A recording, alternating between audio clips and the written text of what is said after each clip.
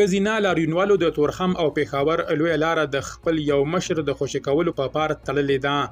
دغه ښځې له پاکستان نه د کوم مشر خوشي کېدل غواړي. بشپړ جزئیات په ویډیو کې تر پایه کتلی شئ. درنو لیدونکو ښه راغلاست.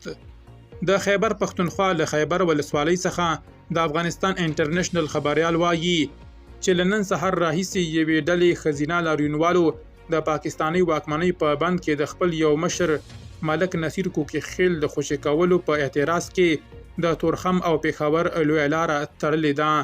په سیمه کې د افغانستان انټرنیشنل پښتو خبریال جواد شینواری وایي چې نن سهار د خیبر پښتونخوا د خیبر ولسوالۍ د جمرود په سور کمر پول کې د اپریدي ټبر سلګونه ښځې د پاکستان له واکمنۍ څخه په ولس کې د انتشار خپرولو په تور نیول شوی ملک نصیر احمد د خوشي کولو لپاره لاریون کړی. لاریونوالو د تورخم او پېښور لویه لاره خیبر پاس چې له ننګرهار او منځنۍ اسیا سره د سوداګرۍ تر ټولو لویه لاره ګڼل کیږي د هر ډول تګ راتګ لپاره تړلې ده.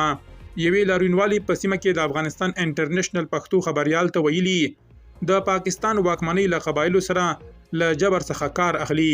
هر ورځ زموږ مشران پنخوي او لاس تړلي له ځان سره بیایي.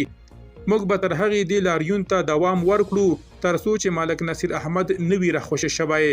دغې لاریونوالې ډېره کړې چې له واکمنۍ سره یې د ملک نصیر احمد د خوشي کولو او لارې د خلاصون په اړه خبرې اترې روانې دي، خو تر دې مهاله یې کومه مثبته پایله نه ده ورکړې. ملک نصیر احمد د اپریدي ټبر د کوکي خیلو مشر او د پښتون ژغورنې غورځنګ له مخکښو غړو څخه دی.